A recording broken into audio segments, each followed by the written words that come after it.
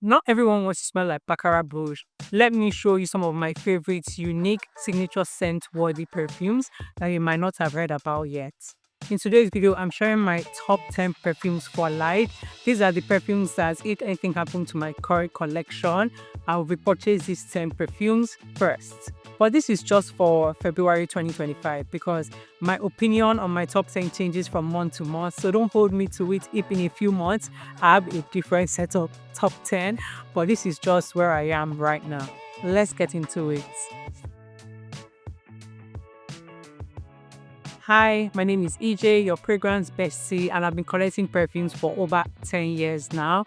I spent the past few years collecting over 600 bottles of perfume, and my goal on this channel is to help you find a fragrance that you're going to love. In today's video, we're talking about my top 10 perfumes for life. These are my ride or die fragrances at the moment. We have everything from gourmands to florals to freshies to spicy scents. So without further ado, let's get into it in no particular order. Okay, so starting off with Jardins the Misfah Extrait. This is from Nuit Nomad. I've talked about this a ton on my channel. It's a rose and date and honey perfume, and it just smells delicious. It smells like walking through an enchanted garden. It smells feminine and mysterious and exotic, and I think it's incredible. The projection and the longevity and the sillage are all amazing, and there's literally no dupes for this that I can think of. And that's something that's really common with all the perfumes I'm about to share today. These are also undupable. So yeah, that is Jardins the Misfah. For me, this is an amazing nighttime kind of date night perfume. It's very sexy, very sultry, very mysterious. And yeah, that's why it's in my top 10 for life. Casablanca from House of Bo feels like a hug in a bottle. It is warm and comforting, but also clean. It's a little bit spicy and definitely smooth. This is a tea and white wood scent, and it has some mineral notes to it. I've honestly never smelled anything like this before, but to me, this is like the perfect, clean, everyday scent. It's the scent I wear to work. It's the scent I just wear around the house. This is the scent that I wear when I'm flying because it just has that nice, kind of clean vibe to it that's not overpowering or annoying to other people, but still smells really, really good. Mm, amazing. The next perfume I have here is Solstis from Fragrance to Bois. This one is nutmeg and cinnamon, and I had never smelled anything like this when I got it. And to me, it's just the perfect blend of spicy and citrusy. It's very unique. I love to wear this in the transition between summer and fall because to me, it just balances both worlds really, really well. But I also like to use this as a layering perfume because I just love the citrusy, spicy edge that it gives any perfume. So no matter how basic or boring your perfume is, if you layer it with this to make it infinitely more interesting. Yeah, and I just think it's an amazing, very unique perfume. So the fourth fragrance I have here is Feve Gourmand from Guerlain. This is a delicious gourmand take on chocolate. I believe it was like their launch for Valentine's Day last year. And I think it's a perfect Valentine's Day perfume, honestly. It's romantic, it's sweet, it's cozy. It's a really well-known chocolate scent that I personally will be reaching for this Valentine's Day. Next is Initio Musk Therapy. This is another really like fresh, clean scent that I enjoy.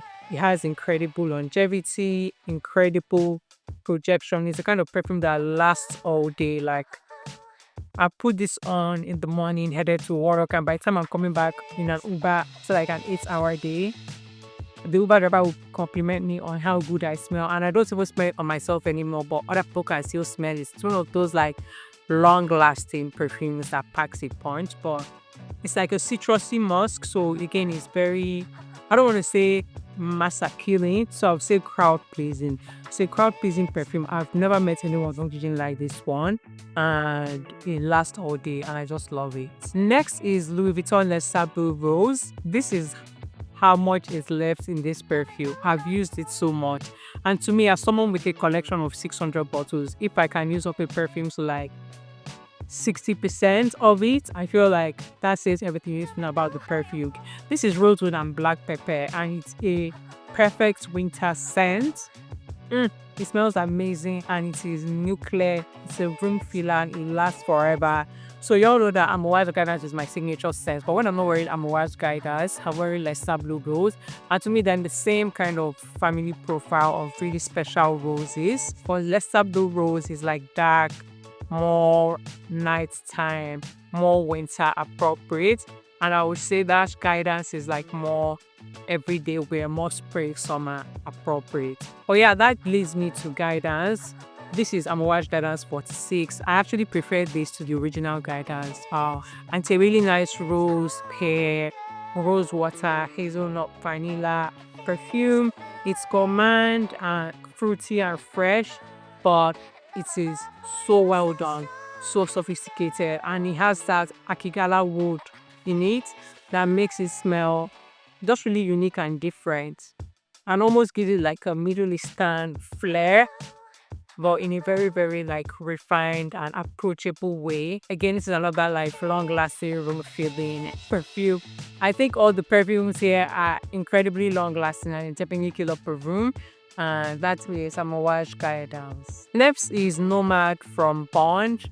This I picked up on my first brand trip to New York. I walked this in the pawn store, and I have actually walked in to buy a Greenwich Village, which is like the green bottle that's really popular. At the time, I hadn't seen many people talk about Nomad, but then I tried it and I was hooked, and I ended up buying it. And it smells so good. So it's a really amazing rose and oud, but where it differs from lesser blue rose and Guidance is that it has a very, very prominent fruity top note. I believe there's blackcurrant in here. There is quince, which is like a fruit that I believe is indigenous to the Middle East, and it just smells so good and so yummy. I'm a fruity vanilla type of girl, and this is like a fruity vanilla pot with rose and saffron, and I believe oud and amber, and it just smells like different from anything else on the market. So if you like a fruity gourmand but look for something unique and more elevated, I think you're going to really enjoy Nomad. I have yet another rose perfume. This one is House of Bo Rosario, where most of my rose perfumes are like very spicy and dark and heavy. This one is light and fresh. It's rose water with lemon juice. And that's honestly what it smells like. It smells so fresh and addictive and intoxicating. And it's one of those perfumes that I like to wear during the daytime when I just want to smell like light and pretty and airy and breezy. That's another one that I really, really love.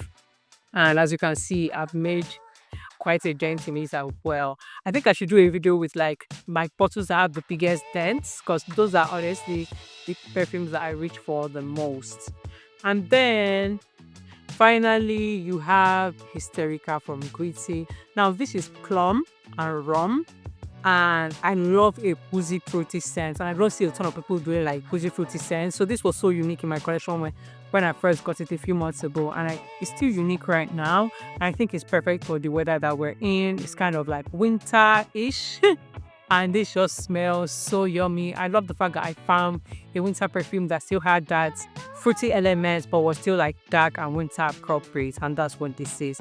And it also lasts a really, really long time. And I love the color of the bottle and the fact that the bottle is pearls too. So those are my current top 10. But I know if I do this video without talking about La Capitale, y'all are gonna come for me. So La Capitale was my signature scent for like 3 years straight. And I love this, and I still love it. But I have this thing where I can wear a perfume like crazy, then it just kind of move off from it. Anyway, this is an incredible like strawberry and caramel scent. It's got some rose, it's got some saffron.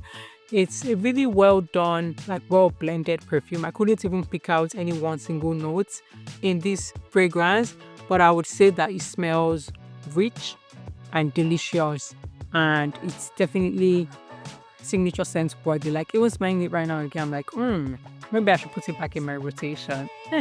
But yeah, that is my bonus scent. So turns out I have 11 perfumes for life.